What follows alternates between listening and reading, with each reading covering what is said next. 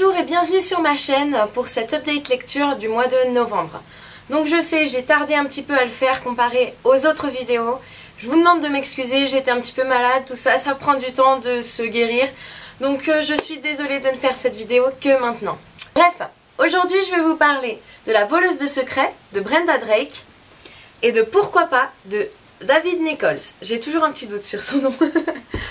Donc, La voleuse de secrets, on va suivre l'histoire de Gia qui a 14-15 ans il me semble, qui habite à Boston avec son beau-père puisque sa mère est décédée malheureusement, et qui un jour, alors qu'elle va à la bibliothèque avec ses deux meilleurs amis, va voir sa vie complètement basculer.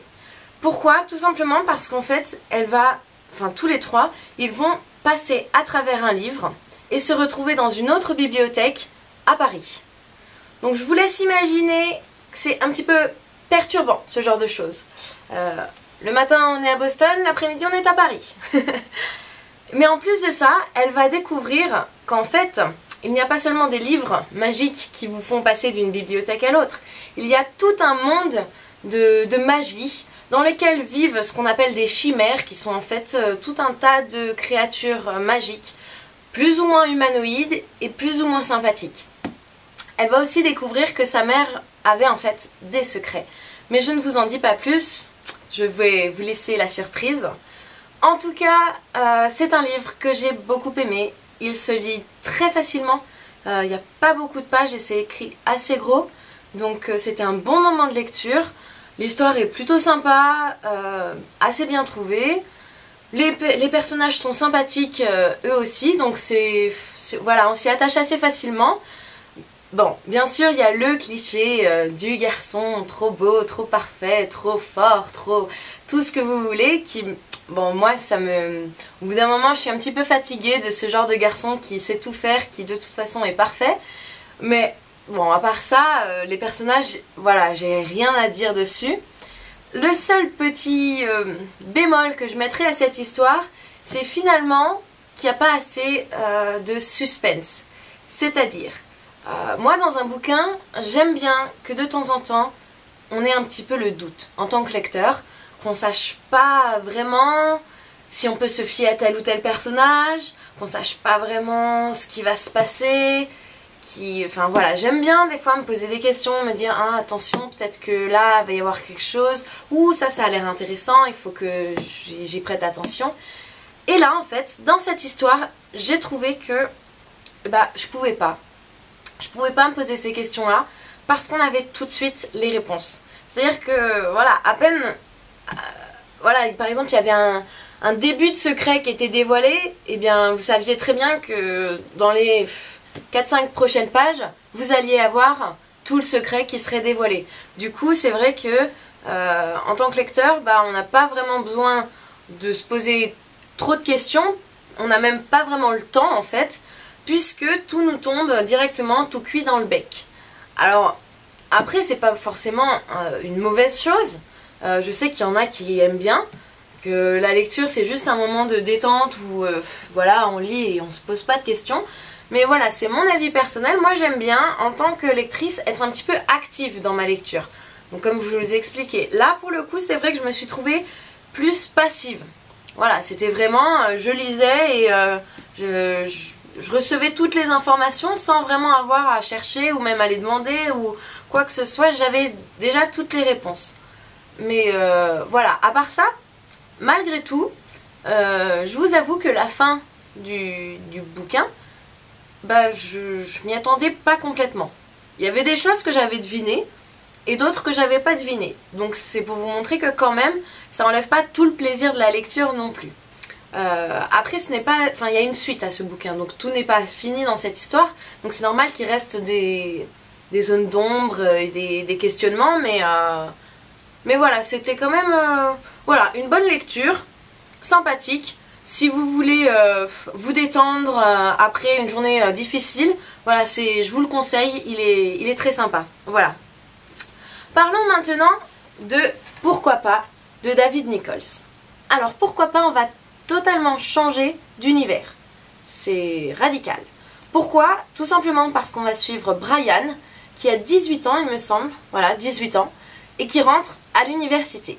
Donc là, plus de créatures magiques, plus de magie, plus rien. Brian, c'est un garçon qui en fait est plein d'idées reçues. Il est persuadé qu'en rentrant à l'université, sa vie va changer du tout au tout, qu'il va coucher avec une fille différente tous les soirs, qu'il va fumer en ayant des débats très engagés sur la politique, que tout le monde va le trouver très intéressant, qu'il va apprendre plein de choses et qu'il sera plus le même en fait. Il est persuadé qu'à partir du moment où il va mettre un pied dans l'université, comme par magie, tout va changer. Donc forcément vous imaginez que il est un petit peu déçu puisque ça se passe pas comme ça. J'ai rarement vu quelqu'un changer du tout au tout juste parce qu'il rentrait à l'université. Mais en plus de ça, j'ai trouvé... Personnellement, je n'ai pas aimé ma lecture de Pourquoi pas. C'était un livre... Voilà, en fait, ce qui s'est passé, c'est que Brian est un peu un raté. Dans le sens où tout ce qu'il entreprend, mais absolument chaque petite chose qu'il fait, il les rate. Il ne va pas jusqu'au bout, ou alors au dernier moment, il sabote tout, il rate tout. À chaque fois, il fait une blague, elle tombe à côté, personne ne rigole. Il essaie de faire quelque chose de bien, au final, ça devient quelque chose d'atroce. Enfin non, c'est vraiment tout ce qu'il fait est nul. Donc, déjà, en tant que lecteur, voilà, tout le long du bouquin, on lit échec sur échec, sur échec, sur échec. Donc c'est vrai que moi, je me suis un peu lassée déjà de ça. Parce que j'aime bien aussi que de temps en temps, il y ait des points un peu positifs. Surtout que je me disais que c'était pas réaliste. On peut pas tout rater à ce point-là. C'est pas possible. Il y a forcément quelque chose qu'on va bien faire. Même le plus raté des êtres humains peut réussir quelque chose. Et là, lui, non. C'était vraiment impossible. Il ratait tout. Autant tout à l'heure je vous disais que j'en avais marre des garçons trop beaux, trop bien, trop parfaits, autant lui, c'est l'exact opposé. Et c'est pas beaucoup mieux, je vous rassure. Mais il n'y a pas que ça, il y a aussi le fait que, au bout du 3e chapitre, je crois, j'avais deviné la fin. Je savais exactement comment ça allait se terminer. Du coup, je vous avoue que de lire un livre dont je connais la fin et qui en plus... où il se passe rien de positif parce qu'il rate tout ce qu'il fait et qu'il arrête pas de se dire que c'est un raté, franchement, j'ai pas apprécié cette lecture et plus d'une fois j'ai voulu l'arrêter. Mais bon, j'ai persévéré parce que j'aime pas abandonner un livre en pleine lecture. Je me dis qu'il y a toujours peut-être quelque chose qui va se passer, qui va me surprendre et que je vais passer à côté si j'arrête. Et là, pour le coup, quand je suis arrivée à la fin du livre, en fait, je crois les 5 derniers chapitres, je me suis dit, ah, peut-être qu'en fait, j'avais pas deviné la fin. Parce que l'histoire semblait prendre un tournant différent. Je me disais, ah, peut-être que ça va finir différemment. Peut-être que j'ai bien fait de continuer à lire ce bouquin. Et puis en fait, à la fin du dernier chapitre, vous avez alors c'est pas le prologue, puisque le prologue c'est au début, il me semble, que je dise pas de bêtises, je trouve plus mon nom. C'est l'épilogue, voilà. Vous avez l'épilogue. Et là, quand j'ai lu l'épilogue, en fait c'était la fin que j'avais prévu que ce serait. Donc, d'une, j'étais déçue parce que finalement, en fait, j'avais bien deviné la fin depuis le début et que j'avais vraiment perdu mon temps à lire ce livre. C'est la sensation que j'avais. Et de deux, j'étais encore plus déçue parce que comme l'histoire avait pris un tournant dans les 5 derniers chapitres, la fin que j'avais devinée, et qui est la fin du bouquin, je trouvais qu'elle était plus logique. C'est comme si, vous voyez, on prend un chemin, hop, on tourne, et puis on arrive quand même à l'autre bout, comme si on était allé tout droit, quoi. Donc, voilà, pour moi, l'histoire, elle faisait... C'était pas logique, il manquait quelque chose pour que ça puisse se terminer comme ça. C'était comme si, voilà, tout à coup... comme il fallait que ça se termine comme ça, l'auteur a décidé de mettre cette fin sans plus d'explications, sans faire vraiment de lien, sans rien, quoi. Et du coup, ouais, j'étais bouche bée, déçue, et la seule chose que j'avais envie de faire avec ce bouquin, c'était le jeter au feu. Parce qu'il m'avait énervée en fait.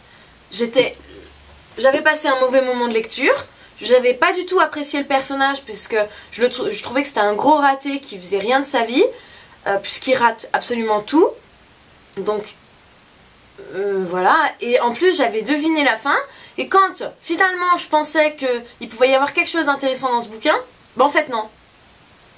Donc voilà, c'est vraiment ce bouquin, moi je l'ai, je dirais pas détesté, mais presque.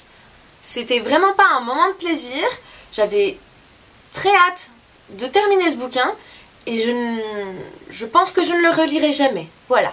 Je vais le garder dans ma bibliothèque parce que je vais quand même pas le brûler non plus, mais je vous avoue que l'envie ne m'en manquait pas quand j'ai terminé. Parce que j'étais dans un état de colère assez important. Alors après, pour ceux qui connaissent, David Nichols, c'est aussi l'auteur de Un jour, qui a fait énormément parler de lui, et dont j'ai entendu énormément de bien, et que je compte d'ailleurs lire parce que je ne l'ai toujours pas lu. Avant de me lancer dans Pourquoi pas, j'avais vu 2-3 commentaires qui disaient que Pourquoi pas ressemblait un petit peu à Un jour. Et honnêtement, j'espère qu'ils n'ont rien en commun, parce que j'ai pas envie de me relancer dans une histoire comme ça. Je vais pas lire tout de suite Un jour parce qu'il va me falloir un petit peu de temps pour digérer et puis pour oublier que je suis en colère contre David Nichols, mais je compte le lire quand même, pour pouvoir comparer et pour donner une deuxième chance à David Nichols, parce que bon, quand même, ce serait un peu trop méchant de le juger juste sur un bouquin. Enfin bref, voilà, donc c'est la conclusion de cette update lecture. Je vous ai présenté donc une lecture que j'ai bien aimée et une que j'ai détestée. Sur ce, je vous souhaite de très bonnes lectures et je vous dis à tout bientôt.